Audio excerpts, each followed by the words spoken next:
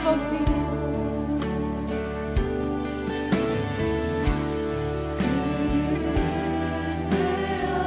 난 그의 소유,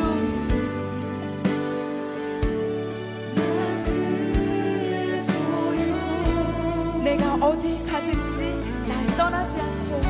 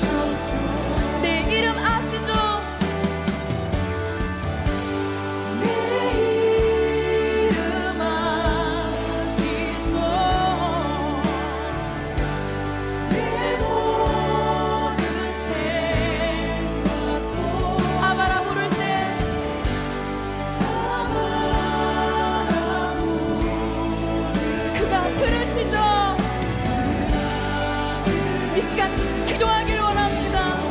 주님, 나를 평생 가운데 주께서 나를 책임진다라고 말씀하셨습니다.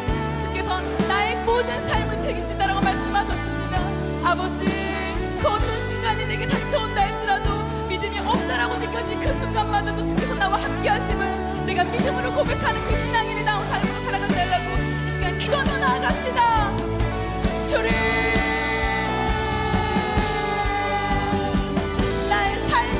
것임을 고백합니다. 주님, 나의 처음과 나의 마지막에 오직 주님께 있음을 고백합니다. 주님, 어떤 순간이 내게 온다 할지라도 오직 살아계신 아바 아버지 앞에 내가 매달려 가기를 소망합니다. 주님, 주님,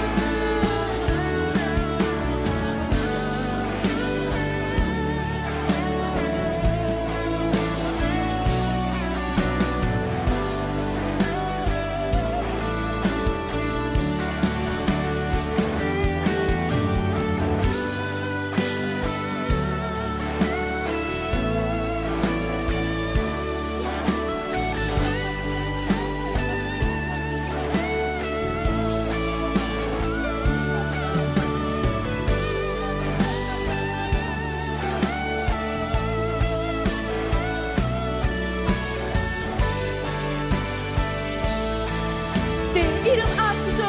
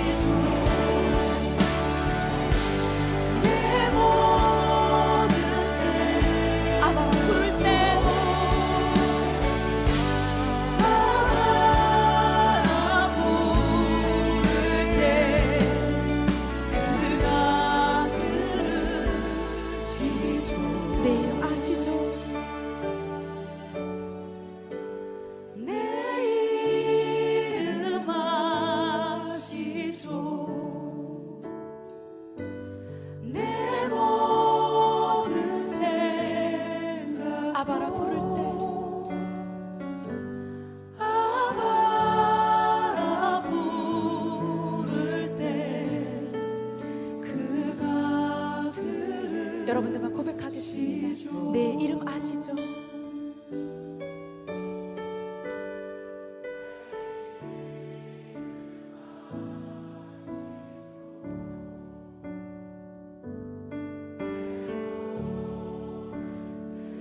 아바라 부를 때, 아바라 부를 때 그가 들으시죠?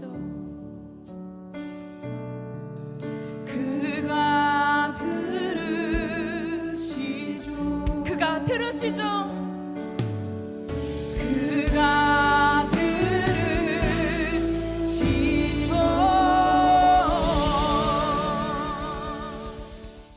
신명기 25장 5절부터 10절.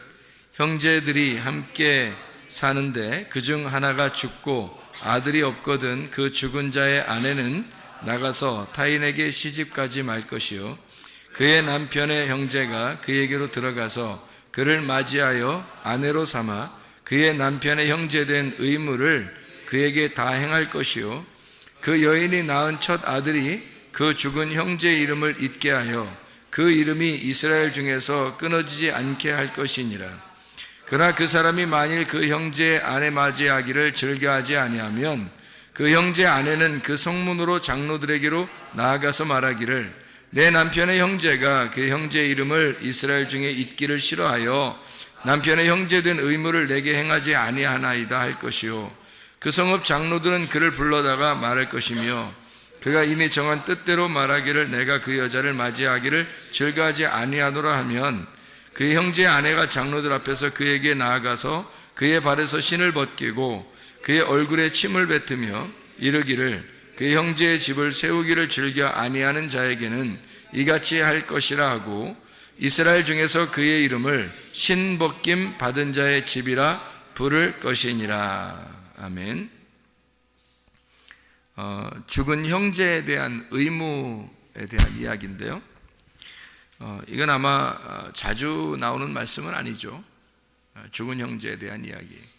이게 마가복음 12장에도 나와 있는 말인데 마가복음 12장에 형제가 7이 있었는데 아내가 형제가 계속 죽어서 7번째까지 죽었는데 하늘나라 가면은 누구 부인이 되겠습니까? 라고 이제 사람들이 그 질문 아닌 질문을 한 거죠. 그랬더니 예수님께서 야, 하늘나라 가면 남편도 없고 아내도 없는 거다.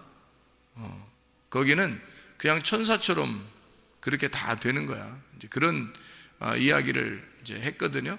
그러니까 여러분 잘 생각해 보시면, 그게 이제 천국 가면 어떻게 남편과 아내가 없다. 남편 알아볼까 못 알아볼까요? 남편하고 아내를 알아볼까 못 알아볼까요? 모르지 뭐. 가봐야 알지 뭐 알아볼지 안 알아볼지는 가봐야 아는 거죠. 근데 이제 혼이 가기 때문에 아마 알아볼 수도 있어요. 혼이 가기 때문에. 혼이 그 사람이잖아요. 그런데 이제 거기서는 아무도 장가가는 사람 없고 시집가는 사람 없다고 그렇게 얘기한 거죠. 이제 천사처럼 변한다는 거예요. 천사처럼 변한다는 말은 천사가 뭐예요? 천사가 무슨 뭐를 나타내는 거예요? 성경의 천사는? 여러분 그 천사하고 성경의 반대가 뭘까요? 귀신이겠죠? 천사 아니면 귀신이야. 그러면 천사가 아무래도 만나면 좋겠죠? 귀신 만나는 것보다. 그러면 귀신을 뭐라고 그래요? 더러운 영이라 그래요. 그러면 천사는 뭐예요? 어떤 영일까? 깨끗한 영이라죠. 깨끗한 말씀을 전하는, 그걸 이제 천사라 그러죠. 깨끗한 말씀을, 거룩한 말씀, 좋은 말씀, 기쁜 소식을 전하는 자를 천사라 이렇게 이야기를 해요. 이제 그거를 사자라고 하기도 하고요. 이 사자라는 건 전달하는 자다 이렇게 얘기하는 거죠. 편지를 전달하는 자, 사자라고 하기도, 천사라 이렇게 말을 하기도 합니다. 그러니까 하늘의 소식을 전한다 해서 천사라고 이렇게 우리나라 말에는 이제 그렇게 썼죠. 그러니까 어쨌든 좋은 소식을 전하는 그를 천사라 그러고, 나쁜 소식을 전하는 걸 이제 귀신이라 이렇게 표현할 수가 있겠네요. 반대니까. 자, 천사처럼 변한다 그렇게 했고, 가면은 시집 장가 가지 않는다 그렇게 했으니까 여러분 생각해 보시면, 장가 시집 안 가는구나, 이제 그렇게 결혼 없겠구나, 가면은 이제 그런 거로 이제 끝나는가? 7명의 남편이 있었어요. 하필이면 7명의 남편이 있고 그 중에 다 남편이 없다 이렇게 된 거거든요. 그러면은 무슨 말이에요? 거기 무슨 말이에요? 하필 7명이네 또 남편이. 남편이 7이니까 7은 뭘 말하는 거예요? 완전한 걸 말하고 이 땅에서 완전하신 분이 누구예요? 예수님이죠.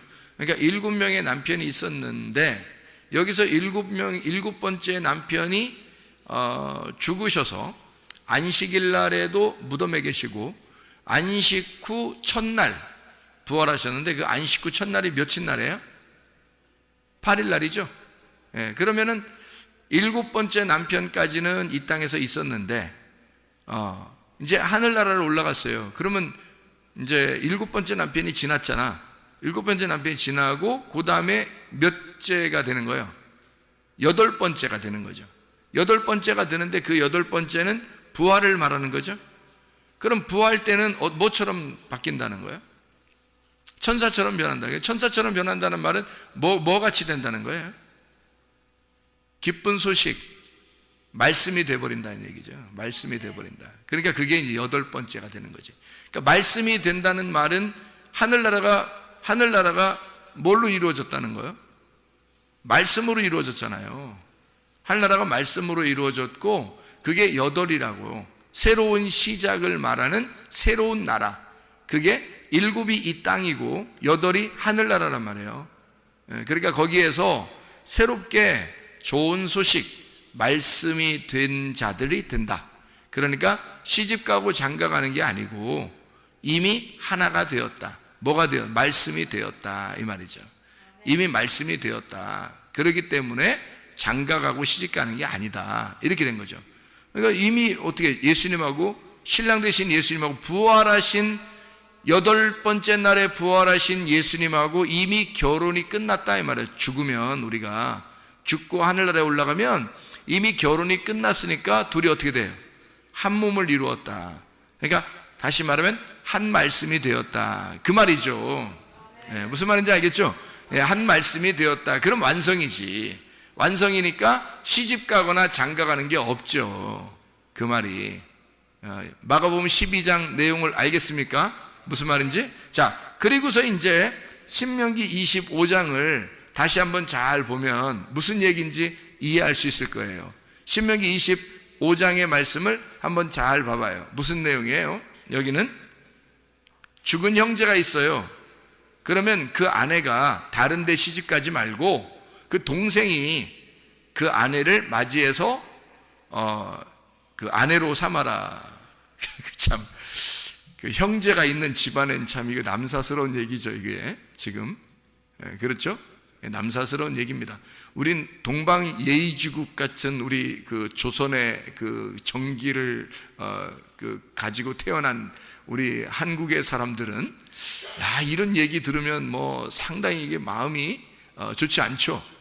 이런 게 이거 뭐냐, 이게 도대체 성경은 왜 이런 식으로 써서 사람 마음 심란하고 복잡하게 만드냐 이렇게 생각할 수도 있겠죠. 그런 내용들이죠, 그죠? 그런데 우리가 그렇게만 보면은 이게 이제 이상한 내용이 되는 거예요.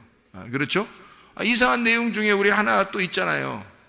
그 신명기 24장에 1절부터 4절까지의 말씀에 보면 이혼 증서 가지고 가가지고 결혼하라고 그러고요. 그죠?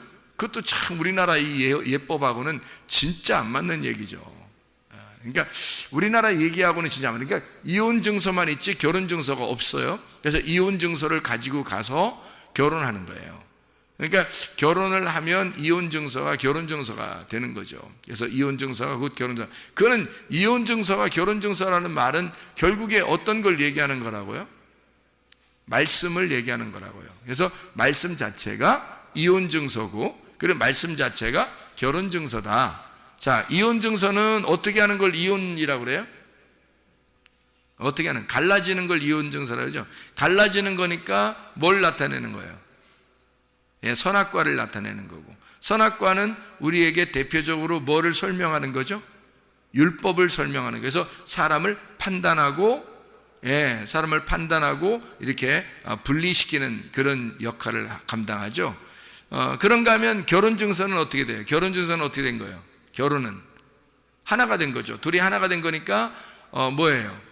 생명나무가 되겠죠. 생명나무는 생명이라는 생명나무를 먹으면 어떻게 되는 거예요? 이게 율법이에요? 아니면 복음이라는 진리예요? 복음이라는 진리가 되겠죠. 그러니까 이렇게 성경이 이렇게 나누어져 있는 거를 설명해 주고 있는 내용이죠. 신명기 24장의 내용이. 그럼 신명기 25장의 내용은요? 신명기 25장의 내용도 뭔가 의미가 있겠죠. 예, 그래서 그거를 이제 지금 제가 설명한 거를 가만히 생각해 보면 요 말이 이해가 된다는 얘기죠. 요 말이. 그러니까 죽은 형제가 있고 그 다음에 동생이 있어요. 그러면 죽은 형제의 아내는 어디로 가야 돼? 반드시 동생의 아내가 돼야 되는 거예요. 딴 데로 가면 안 된다는 거예요. 동생이 있는데도 딴 데로 가면 큰일 납니다. 법이 안 되니까. 법적으로 안 되는 거예요. 그러면 법적으로 왜 이렇게 이걸 딱 막아놨을까? 이 내용을 굉장히 중요한 의미니까 여기다 넣는 거거든요. 율법적으로 이건 꼭 지켜야 된다라고 이야기한 거예요. 근데 우리 동방예의지국에서는 이런 게 남사스러운 얘기라고요. 뭐 이상한 얘기죠. 어떻게 식구끼리 형수가 식구였는데 형님이 돌아가셨다고 해서 그 형수랑 같이 이렇게 아기를 낳아주고 이렇게 하는 게 이게 이상하잖아요. 그러니까 이게 뭔가 이상한 얘기들란 말이에요. 그런 얘기가 아니고 그런 얘기가 아니죠. 그런 얘기 아니니까 써놨지. 그런 얘기였으면 이거 뭐 글자로만 보면 이제 이거 놓고서 이제 뭐 또 봐라 이렇게 하지 않았느냐 뭐 우리 기독교인들도 이렇게 해야 된다 이러면 어떻게 해? 큰일 나지. 이게 뭐 이상한 얘기가 되잖아요. 그러니까 이게 이제 어떤 의미를 가지고 있다는 거죠. 어떤 의미를 가지고 있냐면 죽은 형제가 있습니다. 죽은 형제가요. 그리고 이 사람이 만약에 자기가 남편이 안 되겠다 이렇게 하면 신을 벗기래요. 신을 벗겨가지고 막 신으로 후려 때리고 이렇게 하지 말고 침을 얼굴에다 확 뱉어버리는 겁니다. 더럽게 진짜. 에? 야, 이 더러운 놈아 이러면서 침을 확 뱉어버리고 그러는 거예요. 그러니까 신 벗기고 침 확 뱉어. 침을 뱉으면요 저주받았다는 얘기거든요. 이게. 침을 뱉으면. 그러니까 축복을 해야 되는데 저주를 내려버리는 겁니다. 저주를 내려버리면 어떻게 되는 거예요? 저주를 내려버리면 저주 내리면 축복이 아니라 저주를 내려버리면 어떻게 될까요? 씨가 안 생기는 거죠. 씨가. 그러니까 침을 탁 뱉고 그 신발 확 뺏어 놓고 이렇게 하라는 거예요. 그러면 신발 벗겨졌다? 이 말은 무슨 말일까? 그러면 신발 벗겨졌다. 신 벗기운 자의 집이다 라고 이렇게 부르래요. 신발 벗겨졌다 이 말은. 신발 신고 뭐 하죠? 우리 신발 신고 뭐 해요 사람들이? 걸어가지 뭘 신발 신고 걸어가지. 신발 신고 그러면 날라가요? 신발 신고 걸어가잖아요. 이게 신발 신고 이게 걸어가죠? 예? 그럼 신발 벗기면 못 걸어가죠? 예. 자갈밭이나 가시밭길 이런 데는 신발 벗겨놓으면 못 걸어가죠? 신발 신고 가야 돼요. 꼭 신발 신고 가야 되는데 신발을 벗김받은 자의 집이다. 그 말은 후손들이 너희의 집에 오는 그 걸음이 멈출 것이다 그 말이에요. 너희 집에 후손들이 없을 것이다. 다시 말하면 씨가 안 생길 거다 이런 뜻이에요. 그러니까 저주하는 거죠. 이게 성경에서는 굉장히 큰 저주입니다. 후손들의 발걸음이 너희 집안에 끊길 것이다. 이건 큰 저주입니다. 씨가 이 성경의 가장 큰 축복이거든요. 그러니까 그 아들이 생긴다는 것이 가장 큰 축복인데 성경에서 그게 없겠다는 거예요. 그 집안에 너희 집에는 그런 게 없을 것이다 라고 후손들이 너희 집에 안 찾아올 거다 이렇게 탁 끊어놓는 거죠. 이게 굉장히 이제 놀라운 저주예요. 이게 그렇다면 여기 이제 형 아내를 형수죠. 형수를 동생이 이제 아내로 맞이해야 되는데 안 맞이하면은 이제 이렇게 된다는 거 아니에요, 그죠? 씨 안 생긴다는 얘기야. 그러면 맞아들이면 어떻게 되는 거예요? 맞아들이면 형한테 씨를 전달해 주는 거죠. 형의 씨가 대신 동생을 통해서 형의 씨가 형수한테 들어가는 거예요. 그러니까 동생은 형님이 그러니까 아기를 아직 못 낳았잖아요. 형수가. 그러니까 동생이 대신 아기를 낳게 해주는 거예요. 그래서 동생이 아기를 낳게 해줌으로써 형수가 어떻게 되는 거냐면 형님의 씨를 이어가는 거죠. 족보가 이어져 가는 거예요. 그러니까 이거는 단순히 어떤 의미예요? 그러니까 어떤 의미로 지금 뭐 신을 벗긴다 또는 동생이 남편이 돼야 된다 뭐 이런 얘기들은 어떤 얘기예요? 어떤 얘기를 지금 하고 싶은 거예요? 씨에 대한 얘기를 하고 싶은 거예요. 그러니까 신발 벗기운 자의 집이다라고 하는 것도 씨가 후손이 끊어질 것이다 라는 얘기고요. 만약에 아내로 맞아들여서 그 형님의 형수 그러니까 아내에게 씨를 아기를 낳게 한다면 후손이 이제 계속 끊어지지 않는 집안을 만드는 그 씨를 주는 역할을 하는 거죠. 그런 얘기가 되겠죠. 그렇죠? 자, 그러면은 이제 신명기 25장의 5절부터 10절까지의 이 이야기는 자, 죽은 형제가 나오고 그 다음에 동생이 나온단 말이에요. 그러면 이제 이걸 누구라고 볼 수 있나요? 누구?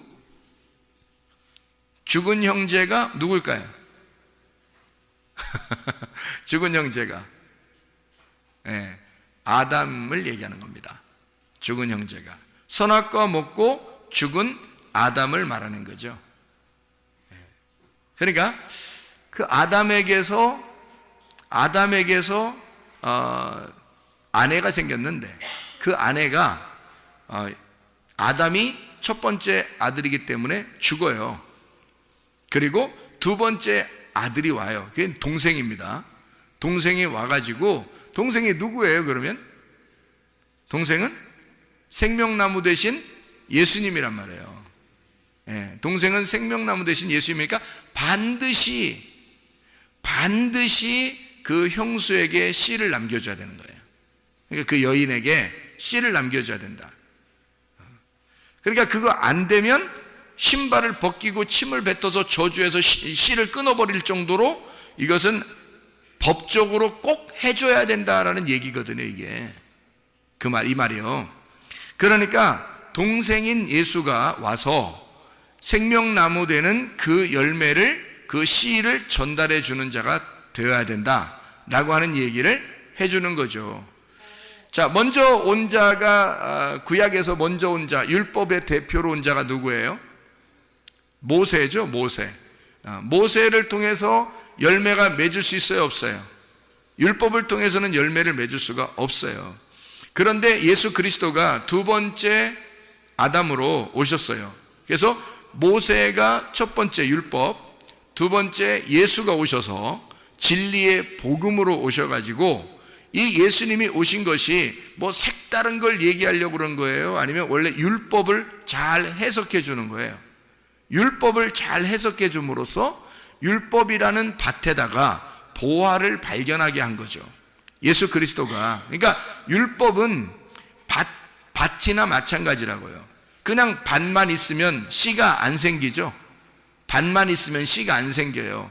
그러니까 이거는 죽은 것과 같은 거라고. 죽은 형제와 같다고. 만약에 밭만 있으면 죽은 형제와 같은 거죠. 그런데 거기에 씨가 심겨지면요, 거기에 보화가 심겨지면 이거는 보화가 있는 밭이 되는 거예요. 그러니까 보화를 어디서 발견해요? 그 밭에서 발견하는 거라고요. 그 보화가 그 밭에 뭐예요? 보화가 그 밭에 뭐예요? 씨죠. 그러니까 보화가 밭에 씨니까 씨를 발견하면 밭이 족보를 이어가는, 후손을 이어가는 거란 말이에요. 무슨 말인지 알겠죠? 그러니까 형님이 죽으면 동생이 그 아내를 취하여다가 씨를 전달해 주는 것이다. 그 동생이 누구라고요? 예수님이라고. 예수님이 오셔서 그 모세를 대신하여 복음의 진리로 우리에게 열매를 맺게 한다는 얘기고요. 첫 번째 아담을 위하여 두 번째 아담이신 예수가 오셔서 우리에게 씨를 전달하시기 위해서 오셨다. 우리를 살려주시기 위해서 오셨다. 그러니까 하나님은 우리에게 결코 우리를 죽이자고 하는 거예요? 후손을 남기는 살리자고 하는 겁니까? 살리자고 하는 겁니다. 반드시 그렇게 안 하면 신 벗기운 자가 될 것이다. 그래서 반드시 해야 된다. 법적으로 이건 정해진 거다라고 하는 거죠. 우리에게 예전에 우리가 태어날 때에 우리의 삶에서는 그리스도의 씨앗이 우리 속에 심겨지질 못하죠. 그런데 예수를 만나니까 내 죽었던 내 몸에 드디어 생명이 솟아나기 시작한다는 거죠. 드디어 살아나기 시작한다는 겁니다.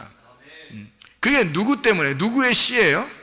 예수의 씨라고요. 예수의 씨가, 말씀이 우리에게 들어옴으로써, 이게 예수의 씨가 우리에게 들어옴으로써 내가 예전에 처음에 태어났던 것이 뭐가 되는 거예요?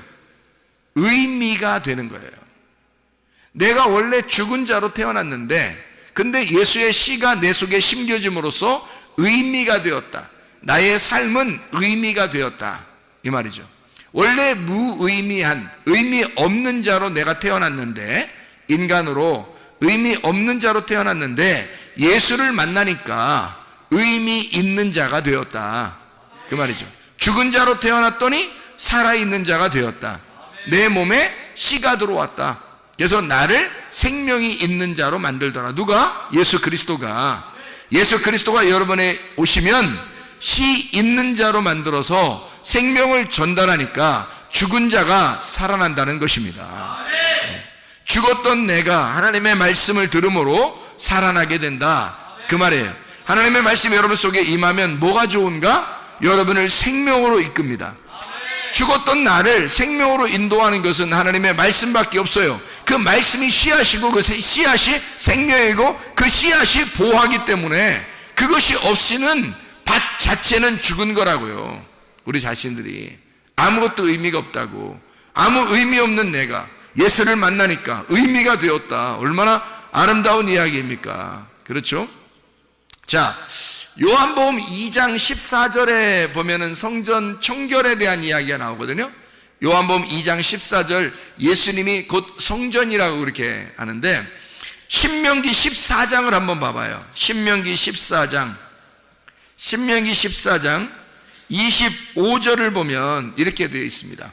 신명기 14장 25절을 보면 뭐라고 되어 있냐면, 그것을 돈으로 바꾸어 그 돈을 쌓아가지고 네 하나님 여호와께서 택하신 곳으로 가서, 이렇게 되어 있거든요.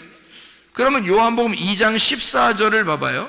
요한복음 2장 14절을 한번 여러분이 한번 보면요, 이렇게 되어 있습니다.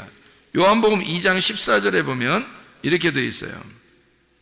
성전 안에서 소와 양과 비둘기 파는 사람들과 돈 바꾸는 사람들이 앉아있는 것을 보시고 채찍을 만들어서 후드로 패버렸다. 이제 그 이후의 얘기는 그런 얘기예요. 근데 여기 이제 신명기 14장에 25절에 보면 무슨 얘기가 나와 있어요? 분명히 돈을 가지고 가서 동물들을 사라고 그랬어요.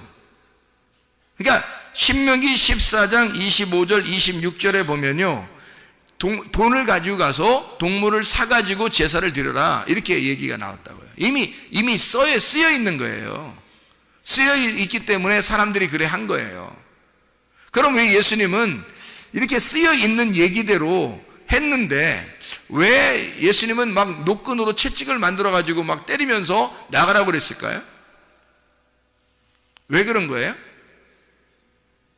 네? 이유가 딱 한 가지잖아요. 이유가 딱 한 가지. 분명히 사라고 했어요. 사서 제사를 드려 있으니까 사람들은 좋은 거 있잖아요. 아주 그 품질이 좋은 거를 갖다 팔았단 말이에요. 어쨌든 제사 드려야 되니까 오랫동안 걸어오고 뭐 이렇게 여행 오고 그러다 보면 중간에 막 죽기도 하고 다리가 부러지기도 하고 뭐 이렇게 사고 나기도 하고 그러니까 이 양들을 못 드린단 말이에요. 양이나 소를 잘못하면. 그래서 그거를 먹이면서 막 가지고 오면 그게 더 비싸죠. 소 한 마리 끌고 오려고 그 먼 길에서 이렇게 데리고 여기까지 왔는데 막 소 먹이면서 와야 될 거 아니에요. 그러니 그 먹는 그 여물을 하고 그리고 소 끌고 오는 거하고 그 노동하고 다 비교해 보면요, 그냥 사는 게 편해. 사는 게 자기들도 다 계산해 보는 거야. 계산해 보면 사는 게 훨씬 싼 거죠. 자기들이 끌고 오는 것보다 며칠 몇 날을 끌고 와야 되는데 생각해 보세요. 멀리서 그것도. 그때 이제 와서 이제 보면은 합격, 불합격을 이렇게 내거든요. 제사장들이. 거기 이제 앉아있는 사람들이요, 합격, 불합격이 내요. 근데 멀리서 그렇게 힘들게 막 끌고 왔는데, 여기 왔는데 불합격, 그러면요, 그 여기까지 데리고 온 소는요 버려야 돼요. 불합격 맞았으니까. 그 어떻게 또 끌고 갈 수도 없잖아요. 이거 어디 이거 제사 드리려고 끌고 왔었는데 끌고 갈 수가 없어요. 불합격 맞으면 그냥 죽는 거예요. 죽이고 또 새로 사야 돼요. 어차피 생각을 해보세요. 여러분이 그런 시대라면 어떻게 하겠어요? 돈 들고 가가지고 사지 뭐하러 그걸 끌고 다니겠냐고. 돈 들고 가서 사지. 그렇죠? 당연한 거예요. 그래서 여기 신명기 14장에 써놨던 겁니다. 너희들 가가지고 돈 들고 가서 사가지고, 그런 위험성이 있으니까 돈 들고 가서 사가지고 제사 드려라. 제사 안 드릴 수는 없고 그러니까 그렇게 드려라 라고 써놓은 거죠. 그런데 예수님은 성전에 그거 판다고 막 또 때리고 막 이런단 말이에요. 예수님이, 이 사람들이 볼 때 예수님 굉장히 미운 거야. 예수님 막 자꾸 자기들 방해하니까 다니면서 자기들이 뭘 하려고 그러면 자꾸 옆에 쫓아와서 방해하고 그러는 거 아니에요. 뭐 장사 좀 해본다는데, 장사도 꼭 필요한 장사란 말이에요. 이게 지금 제사를 꼭 드려야 되는데 제사에 꼭 필요한 장사인데 예수님이 막 후드려 패면서 방해하는 거잖아. 장사 방해하는 거잖아. 막 엎어버리고 막 이러니까. 왜 시장 가가지고 누가 깡패도 아니고 가가지고 막 이렇게 막 시장에서 막 돈통 같은 거 막 엎어버리고 막 발로 차고 이거 누가 하는 짓이에요? 그건 그거 다 깡패가 하는 짓들 아니에요. 근데 그거를 예수님이 하고 있으니까 사람들이 좋아하겠냐고. 예수님을 생각을 해보라고요. 그러면 여기서 이걸 하라고 했는데도 왜 예수님은 거기서 노끈을 만들어 채찍을 만들어 가지고 왜 이렇게 때리면서 나가라 했을까? 왜 그래? 뭐 하나 이유가 있어요. 왜 그랬을까요? 뭐 때문에 그래요? 예? 뭐 때문에? 예, 성전을 깨끗하게 하려고 그런 겁니다. 성전 깨끗하게 하려고. 왜 더러웠어요? 똥 싸서? 똥 싸고 막 이러니까 이제 동물들이 와가지고 막 똥 싸고 그러니까 더러우니까 야, 청소하기도 힘들어 죽 건데. 그러면 예수님이 그러면 거기 물 청소하고 막 그러나요? 갔다가 물도 귀한 때 물 좀 떠와. 막 양동이로 물 떠와. 막 물 청소하고 막 그러나요? 성전을? 성전도 엄청 클 텐데. 그걸 혼자 막 물청소 열심히 막 팔 걷어 제끼고 막 이렇게 물청소 했더라. 뭐 이런 내용도 없잖아요. 그럼 뭐예요? 왜 그렇게 한 거예요? 도대체가? 예, 딱 한 가지죠. 무슨 말이냐면 죽어서 와야 된다는 겁니다. 죽은 것만 들어와야 된다는 거예요. 근데 살아있다는 거예요, 이게 다. 살아있으니까 안 된다는 거예요. 자, 예수님은 성전인데 자기는 뭐 하러 온 거예요? 이 땅에요. 너희들 이제까지 제사 드릴 때 제사를 산 거를 드리라는 거 성경에 있어요? 없죠. 제사는 구약의 모든 시대에 다 죽여서 드리는 겁니다. 다 죽여서. 그러면 예수님이 자기가 와가지고는 지금 그 죽여서 너희들이 이제까지 동물을 죽여서 하나님 앞에 드리는 모든 제사는 누구를 얘기하려고 했던 거예요? 자기를 얘기하는 거거든요. 예수님을 얘기하는 건데 살아서 데리고 들어왔단 말이에요. 살아서 데리고 들어왔단 말이야. 그러면 예수님하고 안 맞는 거죠. 그러니까 이건 죽어서 들어와야 되는데 살아서 들어온 거야. 그러니 안 맞는 거잖아요. 그래서 이거를 쫓아낸 거죠. 쫓아내가지고 어떻게 한 거예요? 쫓아낸 이 사람들이 그러면 동물들 끌고 있잖아요. 동물들을 소하고 양하고 다시 막 이게 쫓겨났잖아요. 비둘기 같은 거 막 이렇게 막 날아다니니까 그것도 잡아가지고 또 돈 흩어진 거 그거 이제 주워서 이제 나옵니다. 그렇죠? 나와요. 이렇게 들고 나오죠. 나와서 그 다음에 다시 제사를 드리러 가요? 아니면 그냥 집에 갈까요? 그냥 다시 제사를 드리겠죠. 다시 제사를 드릴 때는 이제 어떻게 하고 들어올까요? 죽여서 들어오는 거죠. 그러니까 이거죠. 살아서 들어온 놈은 안 된다. 그래서 내쫓아버려요. 그리고 죽여서 다시 들어와라는 거예요. 그러니까 예수님이 그 사람들 무슨 깡패처럼 막 장사 뒤집어 엎으려고 꼭 그런 게 아니라, 자, 살아서 온 놈은 자, 나가라 이거야. 일단 나가라 이거야. 나가고 죽어서 들어오라는 얘기죠. 여러분, 죽어서 들어오라는 얘기야. 자, 교회는 어떤 사람이 들어와야 되는 거예요? 죽은 자가 들어오는 거예요. 죽은 자가 들어오면 누굴 만나? 예, 유일한 생명을 가지신 예수를 만나는 곳이 교회란 말이에요. 그게 성전이라고. 그러니까 첫 번째 남편이 죽어서 동생이 그 유업을 이어받아야 된단 말이에요. 예수 그리스도가 교회에서 자기의 성전 되신 예수가 형을 대신하여 그 형수에게 씨앗을 줘야 된단 말이죠. 그러니까 동생이 그 유업을 이어받아야 되니까 예수 그리스도에게 오려면 죽은 자만 와야 돼요. 예수가 유업을 이을 자니까. 무슨 말인지 알죠? 죽은 자만 와야 된다. 그러면 유업을 이을 자는 두 번째 아담이 되는 복음이신 진리의 예수님이다. 그분이 우리에게 씨앗을 남길 것이다, 이 말이잖아요. 그렇죠? 그러면 우리가 산 사람 어떻게 한다고요? 나가라. 산 사람은 나가라, 죽은 사람은 들어와라, 그 말이잖아요. 그렇죠? 그러니까 교회는 어떤 사람이 들어와야 되는 거예요? 죽은 사람이 들어오라는 거예요. 자, 마음 심령이 거지가 돼서 막 가슴이 너덜너덜해진 사람, 마음이 막 찢어진 사람, 이 사람들은 어떻게 돼? 교회에 오면 위로를 받겠죠. 교회에 오면 위로를 받아요. 그게 마태복음 5장의 4절에 보니까 뭐라고 되어 있냐면, 애통하는 자는 복이 있나니 저희가 위로를 받을 것이요 라고 되어 있는 거죠. 그 애통이라고 하는 게 펜테오라는 단어인데, 이 펜테오라는 애통하는 자가 슬퍼한다, 울부짖다, 애도한다라는 말이거든요. 펜도스에서 나온 말인데 슬픔, 애도라는 말입니다. 그러니까 슬퍼하는 자만 오라는 거예요. 그냥 뭐 헬렐레 그런 사람 오는 게 아니에요. 교회는 슬픔이 있는 자가 오라는 거예요. 파스코에서 나온 겁니다. 이 고난당하다, 이게 파스카랑 같은 단어인데요. 파스코, 파스카 같은 단어인데 유월절이라는 단어입니다. 그러니까 유월절에 애통이 있는 자, 예수 그리스도 안에서 어린 양의 죽음이 나를 위한 것이다 라고 그 애통이 있는 자, 유월절 장자의 죽음을 경험한 자 있잖아요. 그러니까 첫 번째 아들이 죽은, 장자가 죽는 날이 유월절이죠. 그날 이스라엘 백성들은 어린 양의 피를 바르고 구원을 받았단 말이에요. 그러니까 장자가 죽는 날 이스라엘 백성은 구원을 받은 거죠. 그러니까 장자의 죽음이 있을 때 차자가 씨앗을 넘겨주는 거죠.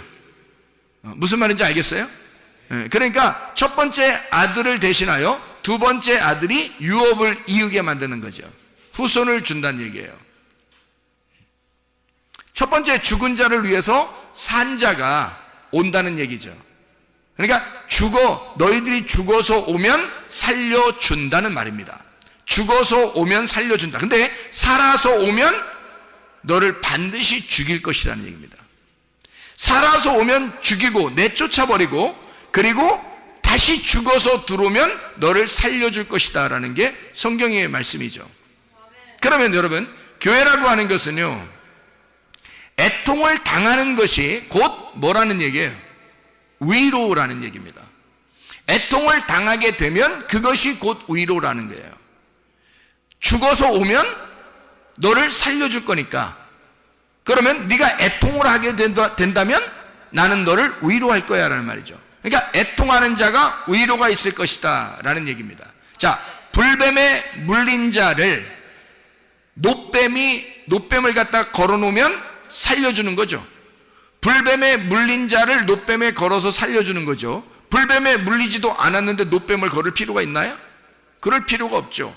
성경은 노뱀을 걸어놓는, 예수 그리스도가 십자가 못 박혀 돌아가시는데 그 예수를 쳐다보고 믿는 자는 구원을 얻을 것이다. 어떤 사람에게? 불뱀 물린 자에게. 자기가 죄가 있다고 애통하는 자에게 노뱀을 쳐다보면 살 것이다 라는 그런 말씀이잖아요. 그러니까 여러분과 저는요, 교회에 오는 것이 어떻게 오는 거라고요? 뭐 때문에 오는 거라고요? 애통하기 위해서 오는 거라고요. 슬프기 위해서 오는 거라고요.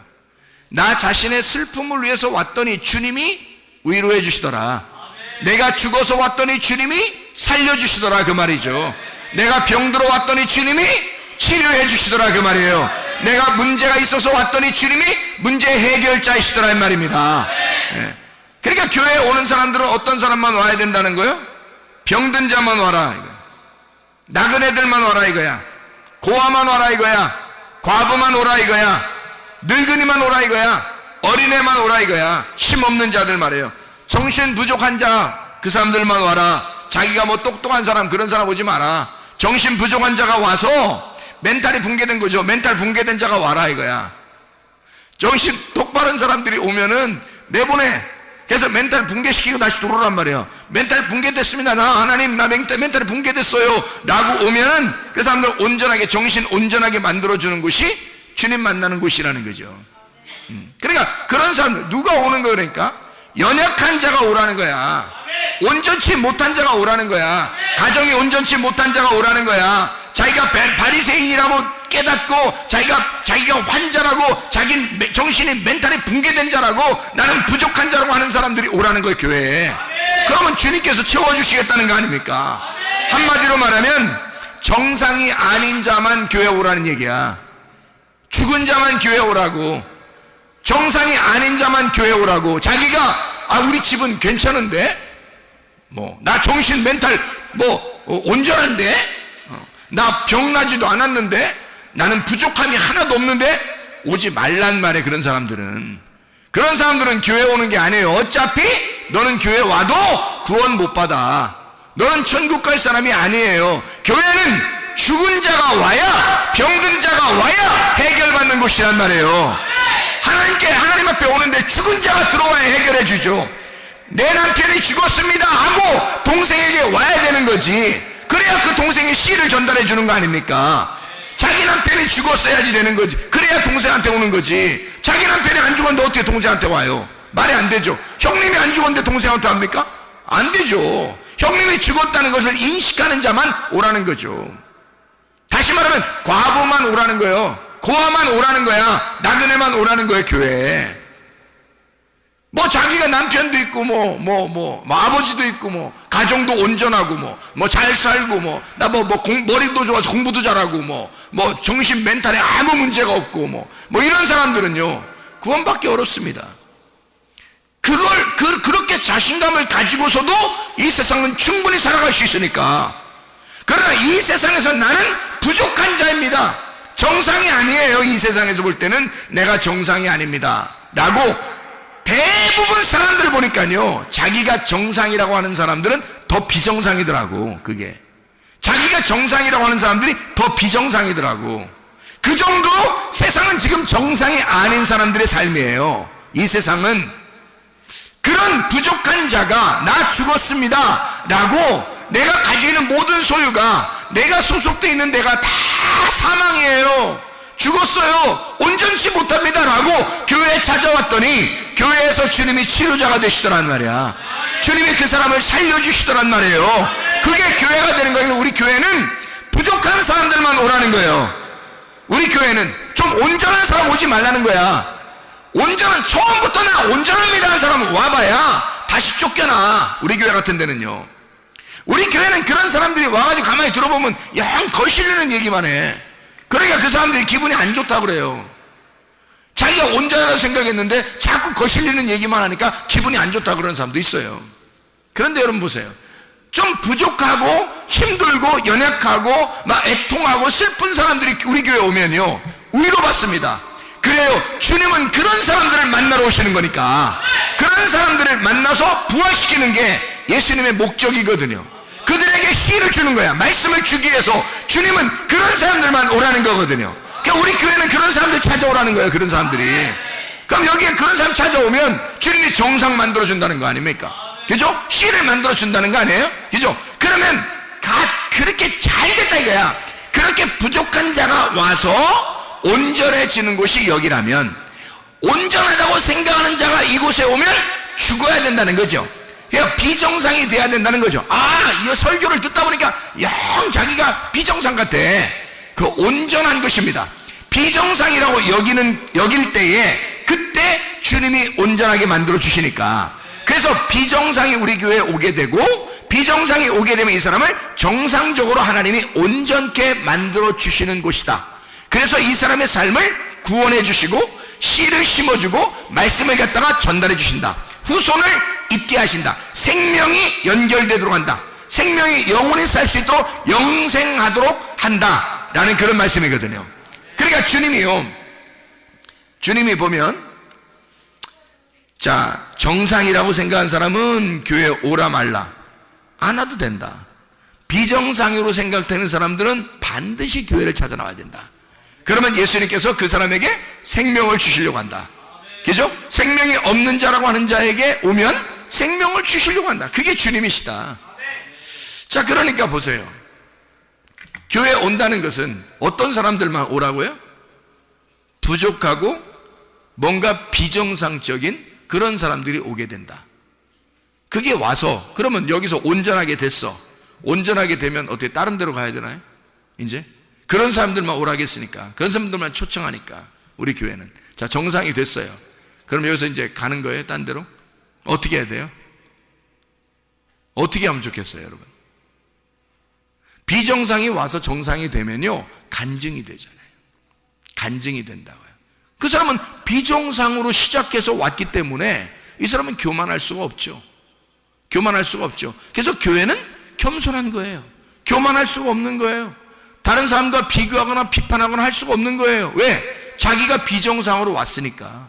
뭘 해도 부족한 사람이잖아요. 뭐 중독 걸린 사람이 있는가 하면, 정신적인 멘탈이 붕괴된 사람이 오는가 하면, 진짜 병자가 오는가 하면, 과부나 고아나 나그네가 오는가 하면, 뭔가 잘못된 사람들이 오게 되면 이 사람들이 그런 상태에 왔다가 예수를 만나서 온전케 되는 거예요. 그럼 온전케 되면 어떻게 돼요? 그러면 여기서 간증거리가 되는 거죠.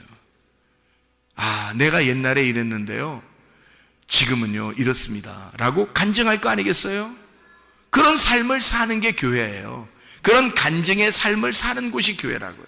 근데 처음부터 정상이라고 자기가 생각된 사람이 교회 오면 그 사람 어떻게 해요? 예수님께서 너 살아서 왔구나, 노끈으로 채찍을 만들어서 때려버립니다.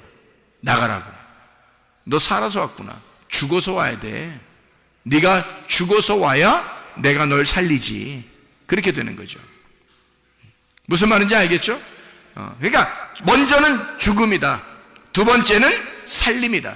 그러니까 죽음과 사는 것이 함께 공존하는데, 첫 번째 죽어서 오는 걸 두 번째 살려서 내보낸다 라고 하는 그런 얘기가 되겠습니다. 여러분, 우리 이 교회에 오면 치료가 일어나야 합니다. 일반적으로 평범하게 치료들이 일어나야 됩니다. 문제의 해결은 그냥 일반적으로 그냥 손쉽게 문제 해결들이 되어야 합니다.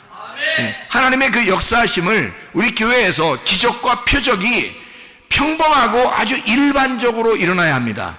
그게 우리 교회가 되셔야 돼요. 왜? 교회는 부족한 자가, 병든 자가, 문제가 있는 자가, 비정상적인 자가 와서 해결받는 곳이니까, 그게 교회니까, 그게 예수가 있는 곳이고, 예수를 만나면 그렇게 돼야 하니까. 오늘 이 밤에 여러분이 문제가 있으면 자기의 부족한 점들을 하나님 앞에 내놓고 기도하시기를 바랍니다. 우리 주님은 우리에게 반드시 씨를 주려고 하길 원하고, 주님 반드시 우리를 살려주시길 원하십니다. 나 죽었습니다 라고 하는 자에게 주님은 반드시 후손을 있게 하고 그 사람을 생명을 줘서 영원한 생명을 주시기를 원하시는 주님이시란 말이에요.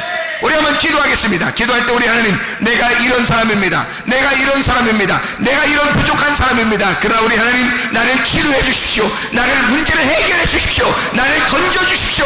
우리 한번 기도합니다. 주여, 주여, 주여.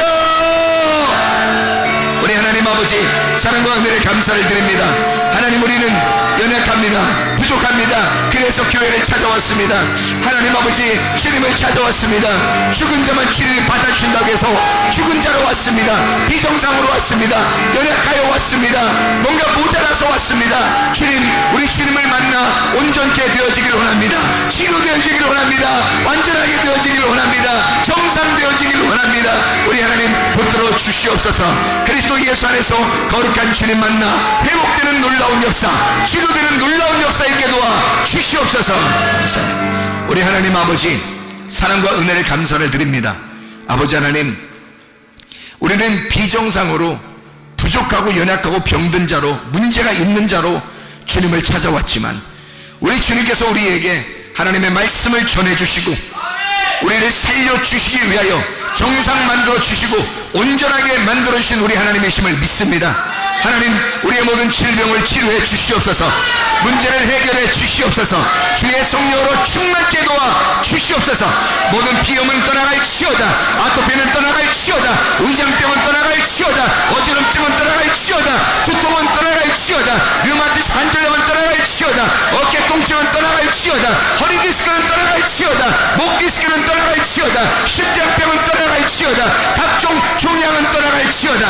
감기 문사는 해결될지어다. 협착증은 떠나갈지어다. 건성 피부가 회복될지어다. 우울증은 떠나갈지어다. 불면증은 떠나갈지어다. 공황장애는 떠나갈지어다. 음란의 영은 떠나갈지어다. 건세의 영은 떠나갈지어다. 도둑의 영, 도둑질의 영은 떠나갈지어다. 미움의 영은 떠나갈지어다. 욕심의 영은 떠나갈지어다. 모두 떠나갈지어다. 우리 하나님 아버지 주 예수 그리스도 안에서 거룩한 하나님의 영이, 정결한 하나님의 영이, 깨끗한 하나님의 영이 우리 안에 충만하게 도와 주시옵소서. 예수 그리스도 존귀하신 이름 받들어 기도 올리옵나이다.